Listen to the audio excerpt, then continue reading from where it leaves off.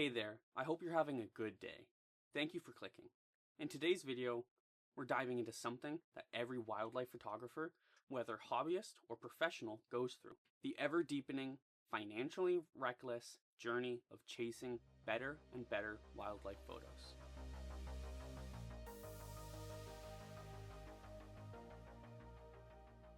This journey starts off innocently enough. You just want to take clearer, cooler pictures of birds. Maybe the odd deer in your backyard, but as you go deeper, the lenses get longer, heavier, and wildly more expensive. The deeper you dive, the colder it gets. The harder it becomes to resurface. Some say jealousy is a disease. And to that I say, I hope you get better, because this video is for the people who see someone's photo of an eagle catching a fish midair and think, what lens did they use? And how can I afford it? Let's explore the iceberg of gear acquisition syndrome, photographer edition. Level 1, tip of the iceberg, the gateway. Let's start at the top of the iceberg, the safest part. The light still touches this level. This is the gateway drug lens, the nifty 50, the 50mm f1.8. It's the first lens that almost every photographer gets after getting tired of their phone. It's cheap, relatively, under 200 bucks. That price tag feels manageable. It's light, sharp, fast, and honestly, magic. It's the first time you feel like a real photographer. Suddenly you're shooting in low light with no flash, your background melts away in this dreamy bokeh. Your cat has never looked more majestic. The Canon 50mm f1.8, especially on a full frame camera, is shockingly good in low light. Even when it's used for basic astrophotography, when you look through it at night, it feels like you're seeing with bionic eyes. But eventually, the cracks start to form. You try to shoot wildlife with it, maybe a bird lands nearby, a chickadee, or a goldfinch. You lift your camera and it's gone before you get a chance to focus. The 50mm is just too short. Great for portraits, great for street, and even food or night photography. But for wildlife, unless a moose is licking your lens, it's not gonna cut it. And so you start looking further down the iceberg. Level 2, surface curiosity. So this next portion is a good friend of mine, Evan. He is launching a channel soon, and I will link it down below when it's ready. So check him out if you like his style. He's recently gotten into wildlife photography as well. Thank you, Evan. Level 2, Surface Curiosity, the kit zoom phase. You may feel the final answer is a zoom lens, and you may be onto something. You have a wide range of lenses to choose from. If you're wanting to dive more into wildlife photography and a 50mm lens isn't cutting it anymore for you, you may just want to jump to a 55 to 250mm lens.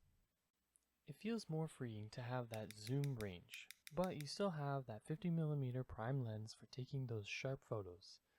With that, seeing other people's works will be your undoing. It is said that comparison is the killer of joy. I do think it has some truth to it. But let's be real, you clicked on a video about camera lenses, so getting those perfect pictures are what really brings you joy, well, for now at least. The photos you are getting are so cool. You are seeing the wildlife up close, you are freezing nature, and you get to see it. But the cracks are starting to appear. When you are fully zoomed in, it seems to lack something. It's missing the National Geographic feeling. The blurred background isn't as pretty, the image is soft. You are working so hard learning all you can about the technical side of photography. For your gear to fail you? You deserve better. You deserve the best. You start losing your footing. You slip deeper into the next level of the iceberg. Level 3, deeper obsession. This is where things get serious. You've now convinced yourself that you need a super zoom. Something like the Tamron 150 to 600mm, the Sigma Contemporary, or the Canon 100 to 400mm USM Mark II. These are the first big boys in the lineup. You're entering enthusiast territory. I personally started with the Canon 100-400 USM Mark II. It's a fantastic lens. I've reviewed it a couple times on this channel. But like many of you, I eventually said the cursed words. I need more reach. So I picked up the Tamron 150 to 600 millimeter. Now that felt like power. Seeing small birds in the treetops, like they're right in your lap, is wild. You feel unstoppable. You're taking pictures of warblers, hawks, maybe even an owl if you're lucky. I've never been that lucky, but let me know if you are. You're finally in the action, or so it seems. There's a trade-off. One word: aperture. These lenses are often 6.3 on the long end, and some, like the RF 200 to 800 millimeter, hit f9. That's borderline criminally low in light. You crank your ISO, you pixel peep, you spend hours in Lightroom trying to rescue a noisy image. You become obsessed with sharpness all over. You think back to the 50 millimeter. Remember how clean and sharp those images were? How low the ISO was? Maybe base 100? You're chasing that again. You want the image quality of a prime, but with more reach. A telephoto. You're not just looking through lenses anymore. You're looking into the abyss, and it's looking back. Level 4. The turning point. Now you're on forums. You're watching lens comparison videos at 2 a.m. You know all of your manufacturer's lenses by heart. You have entered the Pro Series territory. You start browsing secondhand markets like eBay. That's what I do a lot of times. A Canon 300mm f2.8 is tempting.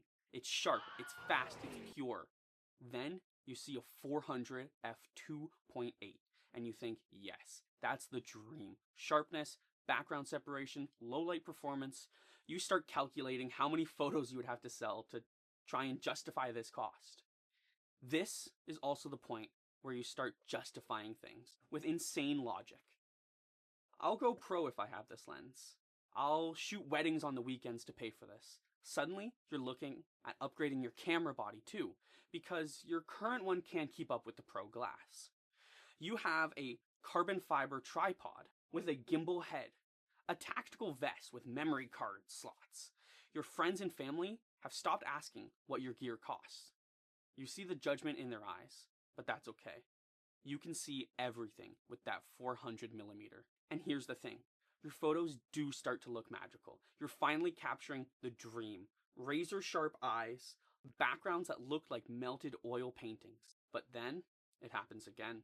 Someone else posts a shot.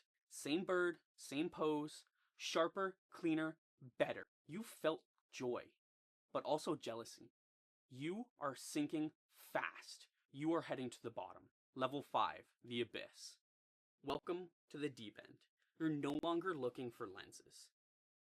You're looking for the Holy Grail.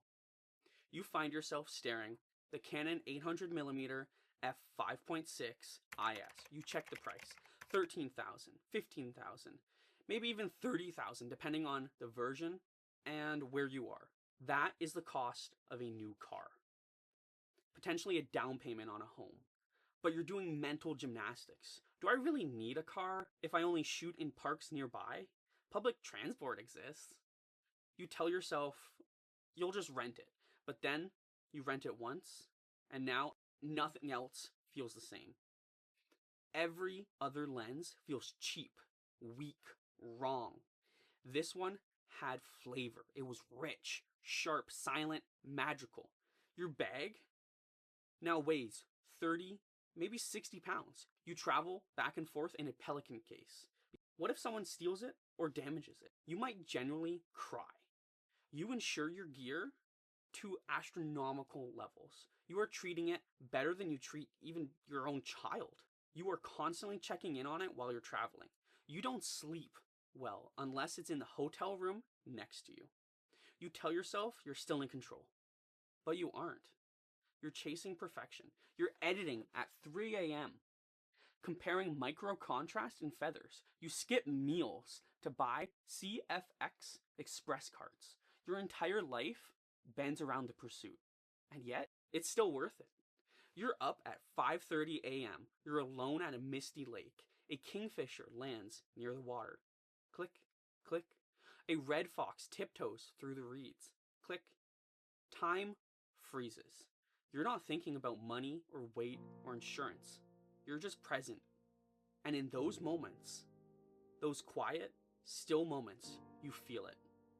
Peace, beauty, that connection to nature. That is the essence you have been chasing all along.